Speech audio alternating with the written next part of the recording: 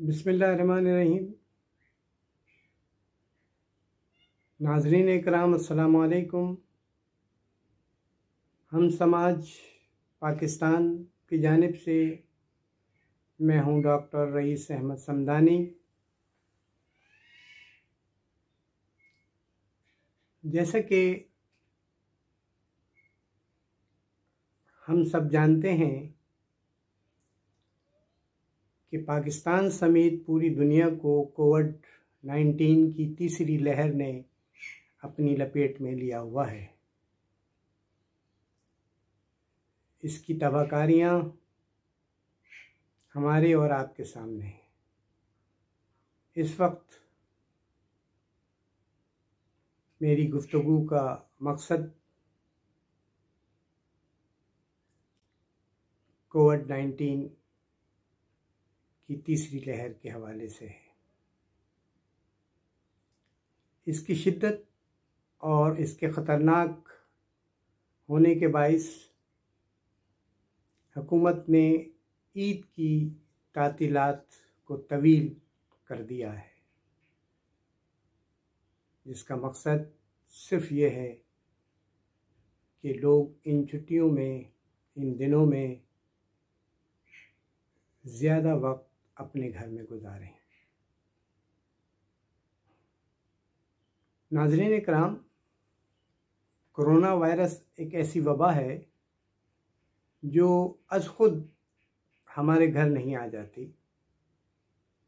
बल्कि या तो हम इसे बाहर जाकर अपने साथ लाते हैं या हमारा कोई मेहमान अपने साथ इस वबा को हमारे घर ले आता है। चुनाचे ऐसी सूरत हाल में हमें वक्ती तौर पर न तो हम किसी के मेहमान बने और कोशिश करें कि कोई हमारा भी मेहमान न हो।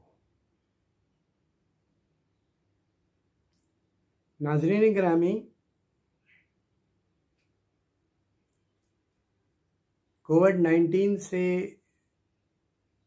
बचाव के जो तरीक़े अब तक सामने आ चुके हैं, उनमें या जिन्हें हम SOPs कहते हैं, उनमें सबसे पहले मास्क का इस्तेमाल है कि आप जब भी बाहर निकलें मास्क का इस्तेमाल करें, लोगों से फासले पर रहें। ईद के दिनों में ख़ास तौर से और वैसे भी न तो बगलगीर हों और न ही मानका करें, हाथ मिलाएं।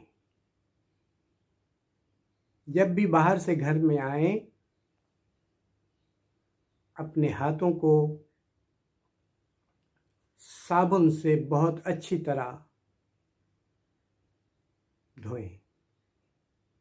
ये तो आप जानते हैं कि इस वबा, इस बीमारी का कोई इलाज, कोई दवा ताहाल सामने नहीं आई। वैक्सीन आ चुकी है।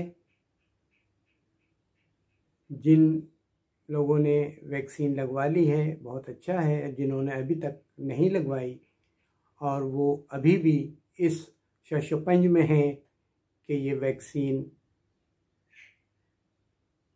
का कोई साइड इफ़ेक्ट्स तो नहीं होता, हरगिज़ नहीं, वैक्सीन का कोई साइड इफ़ेक्ट नहीं होता। मैं उम्र के एतबार से मैंने दोनों डोज़ लगवाई, अल्हम्दुलिल्लाह मुझे कुछ भी नहीं हुआ। तो वैक्सीन लगवा लीजिए। जिन्होंने नहीं लगवाई है वो वैक्सीन लगवाएं और कोशिश करें कि इन SOPs पर सख्ती से अमल करें।